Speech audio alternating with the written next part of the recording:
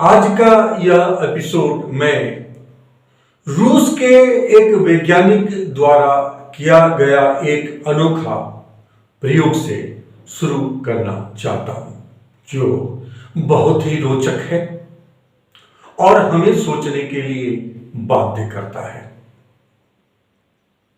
उसने एक बहुत बड़े गमले में 200 किलो मिट्टी डालकर उसे तैयार कर उसके बीच में एक पेड़ का बीज डाल दिया, जो कुछ समय के बाद अंकुरित भी हुआ। और अंकुरित होने के बाद वह वैज्ञानिक उसे समय समय पर पानी देता रहा, सिंचाई करता रहा, देखभाल करता रहा। लगभग 7 वर्ष के बाद उसके मन में एक विचार आया कि मिट्टी में और पेड़ में क्या अंतर है वजन के मामले में, इसकी परीक्षा की जाए। और उसने उस पेड़ को जड़ से उखाड़कर उस जड़ में लगी हुई मिट्टी को उसे गमले में झाड़कर जब दोनों का अलग अलग वजन किया तो वह पाया कि मिट्टी का वजन सिर्फ 4 किलो कम हुआ।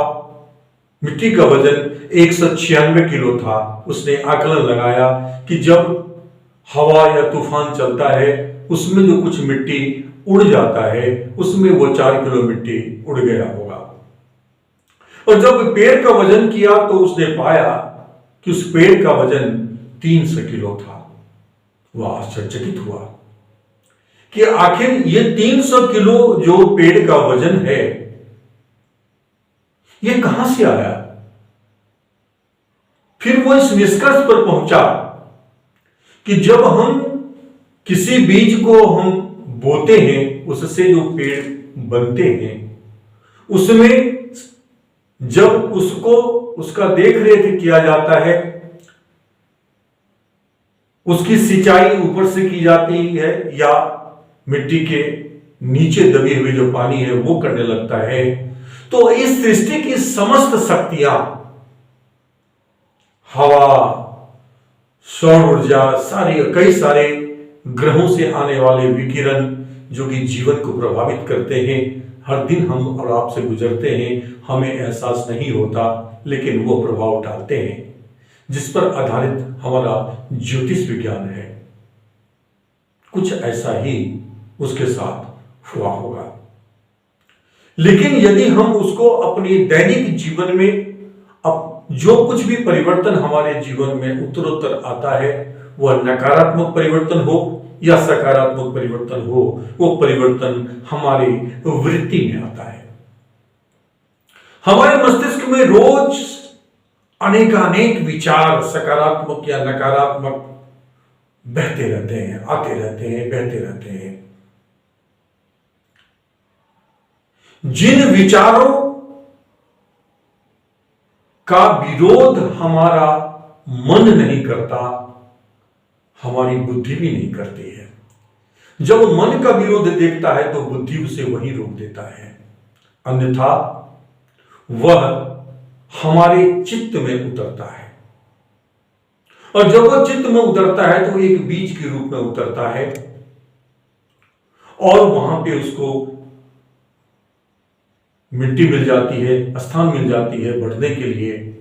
और मन उसका चूंकि विरोध नहीं करता है बल्कि सहयोग करता है, समर्थन करता है। इसलिए याद रखें कि मन हमारा जिन बातों को का या विचारों का समर्थन करता है, उसे स्थान देता है, तो इस ब्रह्मांड की समस्त शक्तियां भी मन की तरह उसका पोषण करने लग जाता है।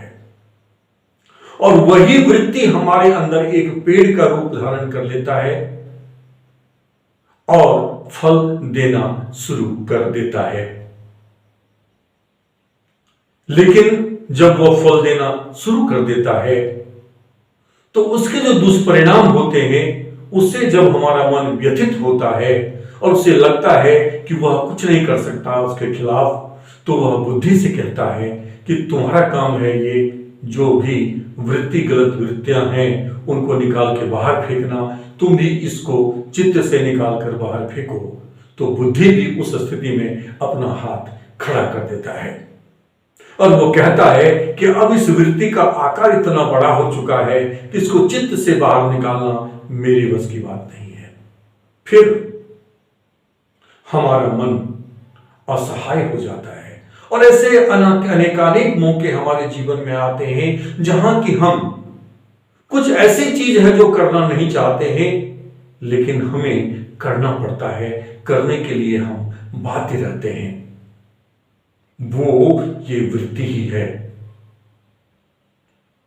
अतः आप तमाम छात्रों से, युवाओं से और जो समाज को दिशा दे सकने योग्य जो बुद्धिजीवी हैं, जो अपने मौलिक ज्ञान से समाज को दिशा देते हैं या दे सकते हैं, उनसे निवेदन है कि आप प्रतिदिन अपने मस्तिष्क में आने वाले विचारों को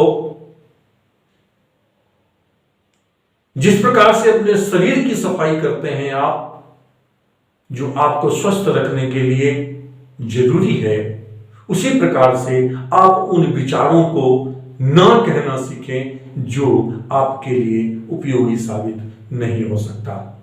यदि आप उसको मना कर देंगे तो आपकी बुद्धि भी उसको आपके चित्त में उतरने नहीं देगा और वह परिस्थिति नहीं आएगी जो परिस्थिति की अक्सर अभी जो हमने चर्चा की वो आते हैं। इस एपिसोड में इतना ही। फिर आपसे मिलते हैं हम अगले एपिसोड में कुछ इसी प्रकार के विषय को लेकर जो आपके लिए, हमारे लिए बहुत ही उपयोगी साबित होगा। Thank you very much for watching this video.